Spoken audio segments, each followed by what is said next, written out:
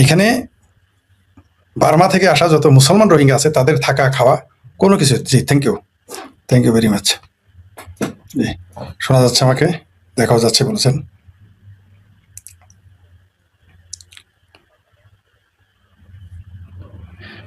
শুরুতে আগে এই হিন্দু ছেলেটির বিষয়ে কথা বলি। এই ব্যাপারে তসলিম আপা একটা পোস্ট দিয়েছেন, সেটা থেকে শুরু করে তিনি কি লিখেছেন সরাসরি শুনি। তিনি বলেছেন, এই ছেলেটি হিন্দু। 22 ঘন্টা আগে তসলিম আপার একটা পোস্ট। এই ছেলেটি হিন্দু, সুনামগঞ্জ জেলার তাহিরপুর উপজেলার বালাঘাট ইউনিয়নের গড়কাটি গ্রামের মুসলমানেরা মেরেই ফেলতে চেয়েছিল তাকে। আবারও বলি, এই ছেলেটি হিন্দু, যার ছবি থাম্বনেইলে আপনারা দেখতে পাবেন। এই ছেলেটি হিন্দু, সুনামগঞ্জ জেলার তাহিরপুর উপজেলার বাদারঘাট ইউনিয়নের গড়কাটি গ্রামের মুসলমানরা মেরেই ফেলতে চেয়েছিল তাকে। ফেসবুকে নাকি মহানবীকে নিয়ে কিছু একটা মন্তব্য করেছে। কি মন্তব্য করেছে কেউ জানে না। না জানি তার বাড়িঘর ভেঙে ফেলেছে, মন্দির ভেঙে ফেলেছে। সাইবার সুরক্ষা আইনে তার নামে মামলাও হয়েছে। সেই ছেলেটির সাইবার সুরক্ষা আইনে মামলা হয়েছে ছেলেটির বিরুদ্ধে, অথচ সাইবার আইন নাকি বাতিল করেছে। কতবার বাটপারি এই দেশে দেখেন। পুলিশ তাকে গ্রেপ্তার করেছে। ভবিষ্যৎ দেখতে পাচ্ছি যে ছেলেটি জেল খেটে বেরোলেই ছেলেটিকে মেরে ফেলার চেষ্টা করবে ইসলামী জঙ্গিরা। ছেলেটির আত্মীয় স্বজন ভয়ে দেশ ত্যাগ করার চেষ্টা করবে। গড়কাটি গ্রামের সব হিন্দুই ভয়ে দেশ ত্যাগ করবে। দেশকে হিন্দু শূন্য করা মুসলমানরা কি করবে? দেশে যা করেছে তা করবে।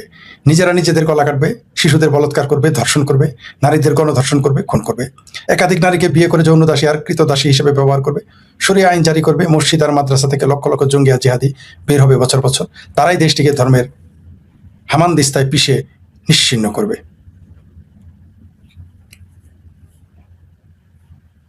জি, এই ছেলেটাকে, জি, এই ছেলেটা এখন এই ছেলে কি কটূক্তি করেছে আমরা দেখেছি, যে ইসলাম ধর্ম নিয়ে, মহানবীকে নিয়ে কটূক্তি করে, আল্লাহকে নিয়ে কটূক্তি করে। কি কটূক্তি করে আমরা জানি না, আমরা শুনিও না। কোনটা যে কটূক্তি আর কোনটা কটূক্তি নয়, আমরা তাহলে একটু মেজারমেন্ট করতে পারতাম যে সত্যি কটূক্তি, সেটা আমরা কোনোদিন জানি না।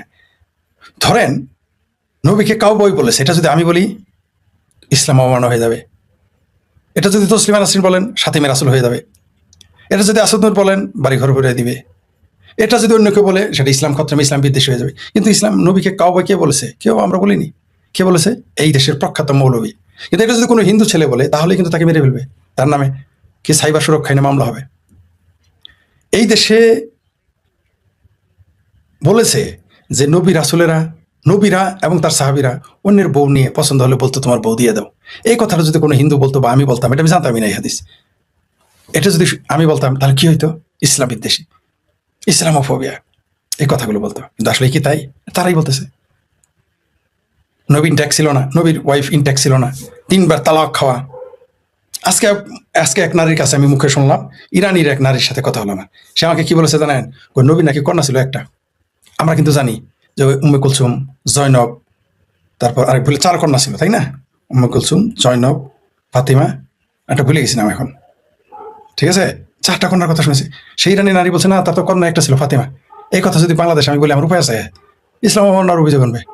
সেই ইরানি নারী আমাকে বলেছে, আজকে একজন ইরানির সাথে আমার কথা হয়েছে, সে বলছে না, তার তো কোনো কন্যা ছিল না, একটা কন্যা ছিল, ফাতিমার কোনো কন্যা নাই, তার নিজের কোনো কন্যা নেই। আজব ব্যাপার। অথচ আমরা জানি জিন্নুরাইন যে আপনার ইসলামের এক খলিফা ওসমান নবীর 2 মেয়েকে বিয়ে করছে, এটা তারা মানেই না।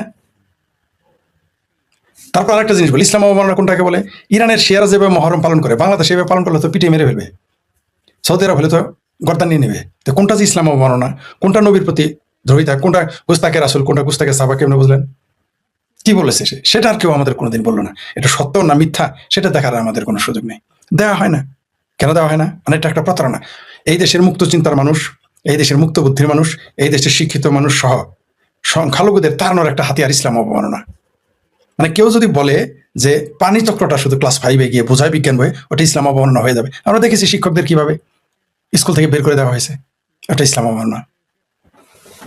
আপনি যদি বলেন পীর সাহেব একজন ওসিকে থ্রেট করেছে হিন্দু বলে, সে শুধু বলেছে যে আমি সার্কিট হাউসে আছে সমস্যা, কোথাকার কোন পীর সাহেব, এটা অন্যায় হয়ে গেছে। অথচ এই দেশের মৌলবীরাই বলে পীর মানেই ব্যবসা, পীর মানেই বাটপারি। তিনি শুধু বলছেন কোথাকার কোন জয়ন্ত পীর। কি অন্যায়টা করেছে আপনি জান? লামা জাবি যারা আছে তারা কোনো পীরকে মানে?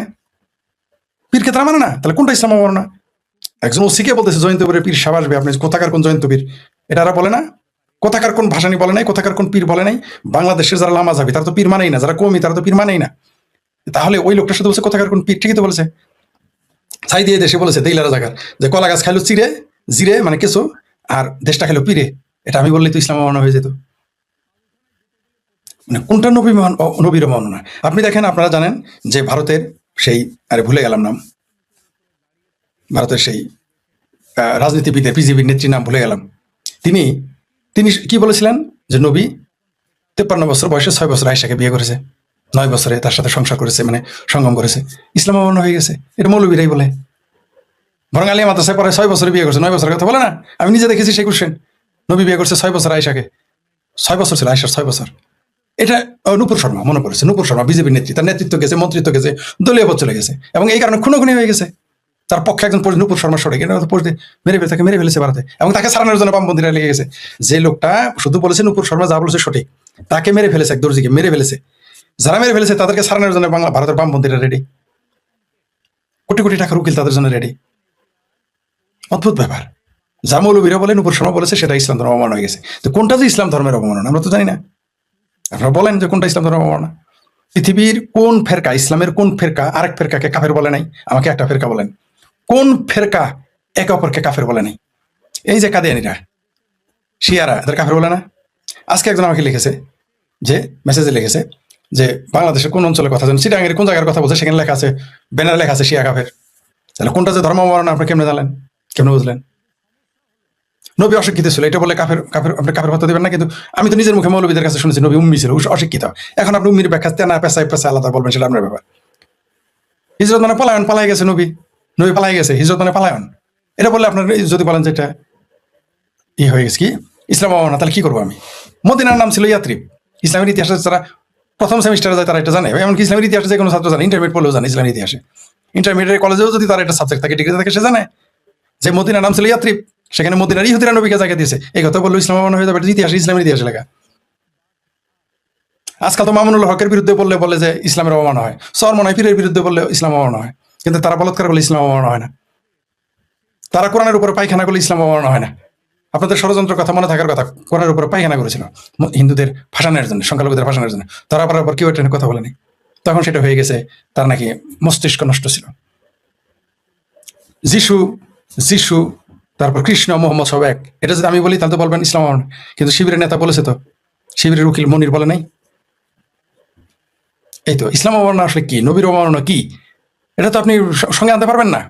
আপনি বলে দিলে হয়ে গেল নবীর বাবা মা জাহান্নামে যাবে, এই পৃথিবীর বহু মৌলবী বলে। আমি যদি এটা বলবেন, এখন যদি কোনো হিন্দু খ্রিস্টান পোস্ট দেয় যে এটা কেমন ধর্ম, যে নবী তার মা বাবাকে রক্ষা করতে পারে না, তারা দুজকে যাবে, আর মুসলমানরা বলে হযরত মুহাম্মদ সবাই সাবায়াত করবে, এটা যদি কোনো হিন্দু লেখে বা আমি লিখি, আমি প্রশ্ন আসতে পারে না যে নবী নিজেই নিজের মা বাবাকে উদ্ধার করতে পারবে না দুজক থেকে, তাহলে আমাকে কিভাবে সাবায়াত করবে? আমার বাপকে কিভাবে সাবায়াত করবে? আমার মাকে কিভাবে সাবায়াত, আমার সন্তানকে কিভাবে সাবায়াত করবে? আমার বউকে কিভাবে সাবায়াত করবে?